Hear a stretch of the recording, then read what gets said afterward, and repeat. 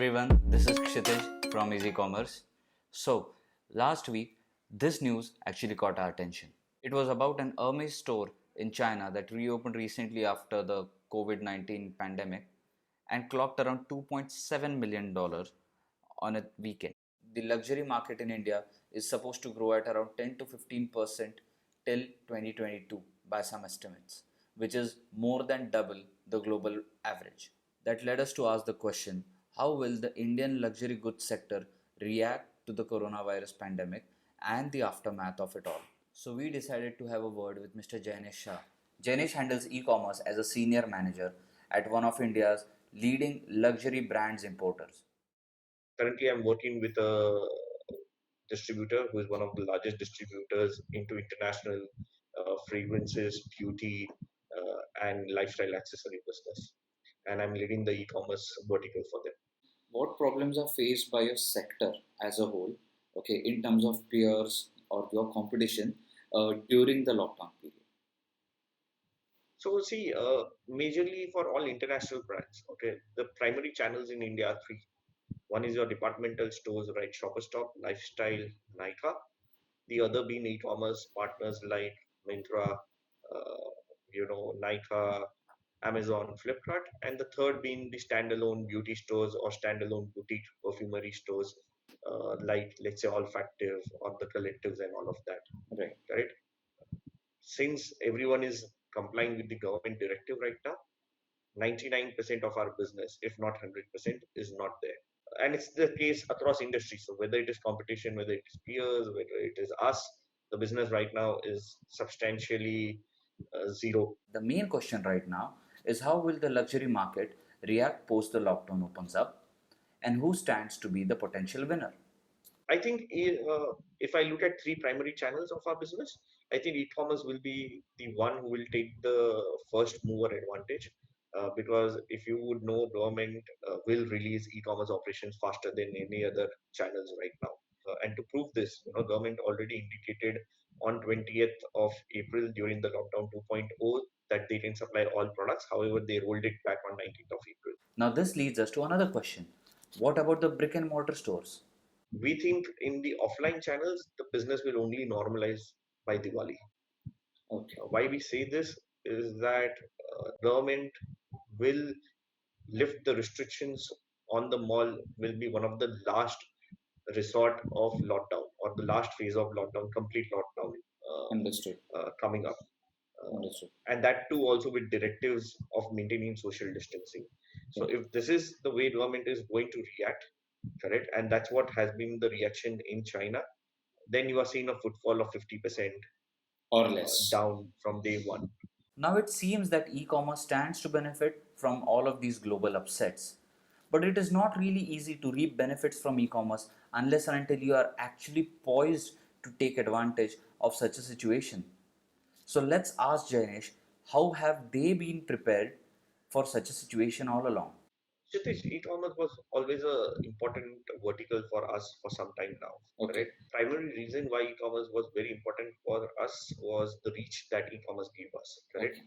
Let's take any departmental store or any offline retailer or organized retailer to 20 years plus to reach to tier 2 cities. True. E-commerce did it in 5 years. Right. So today e-commerce is actually supplying to 99% of the India pin codes. True. So given this kind of a situation, e-commerce was a very important vertical for us before the pandemic or lockdown happened. I think it will only further be more important for other business houses, including us, given the current situation and given the consumer habits that will change in the short term and in the long term.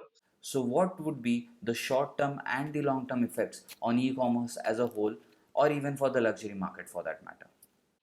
So in the short term, obviously you pointed out right, there will be excess stocks in stores, and we see customer footfall being down. A lot of business houses will move their inventory to the e-commerce section because they assume that that industry will grow faster because people will continue to avoid malls and maintain social distancing.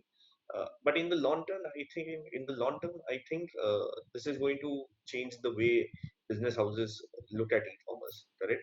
Is there a possibility that brands would bring out the offline only exclusive product lines online now that online seems to be at the forefront of the lockdown recovery mode? Kshitij, I think this will catch on in the short term as well as in the long term. In the short term, as I told you, uh, there may be some excess inventory which will be expiring, especially in the beauty category or the FMCG category, correct? Uh, which the stores may not be able to liquidate or move out of it. So it is great to offer online and actually sell that off at a good price to the consumer. Okay. In the long term, I see exclusive offerings being offered by luxury brands to the e-commerce partners, as well as a lot of offline stocks which was not available for online. That will also be offered as a permanent catalog to the online consumer. And finally, what kind of temporary and permanent changes can we foresee in not just the luxury sector but as a trend in all sectors overall? You look at China post Wuhan, they see a lot of spike in e-commerce buying.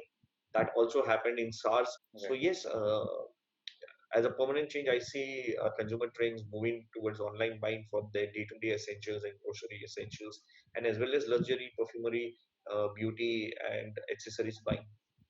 What kind of temporary changes do you foresee in your sector, specifically in your sector post the lockdown? See, we saw some revenge buying in Hermes Boutique in Yes, China, yes, correct? I was surprised, uh, but I was not shocked. okay, Uh, for people those who can afford luxury, I don't see that business is going to affect us in the long term okay, or for any business houses because they never had the question of not having the money. The question was not having the resources to buy, right, correct? Or the modes to buy a product. right, So in the short term, luxury as a segmenting, luxury as a positioning brand or a premium offering by any brand, I don't see a major impact in the short term. Sort of temporary, we don't see any such issue. What we will see is affordable brands or bridge to luxury brands. There we may see some spike because those were majorly taken by upper middle class or middle class or millennials who had disposable incomes. Uh, we see that there will be less increments or pay cuts or the industry going slowly, and people tend to change their behavior to saving mode. right. So those kind of brands may have a temporary, sales dip, but in the long term, I think or everything looks good to me as a story to build on e-commerce. Okay. Temporary, there could be some revenge buying in premium and luxury brands, and there may be some sales dip in bridge to luxury or prestige kind of brands because of less disposable incomes or more saving modes from millennials and salary owned peoples, or let's say from a upper middle class to middle class kind of a audience. I think that answers it all. It is important that we are ahead of the game by being digital first, by embracing technology and all the possibilities that come with it. That being said, we also have to look for innovative ways for our consumers to get in touch with us and us to get in touch with them. Needless to say, these are the most toughest time that not just retail but humanity as a whole faces right now. And we are the ones who will probably be writing the history about how we recovered from such bad times. Which means not only do we have a lot to learn from the past, maybe we would be also able to teach something to the future generations. But all of that remains to be seen just as the lockdown opens. Till then, you can subscribe to our channel, like this video, share it if you like, and do give us feedback. Honestly, that's all we are thriving on right now. Alright then, see you again next week. Stay home, stay safe, try cooking. It's kind of fun. Good day. And cut it.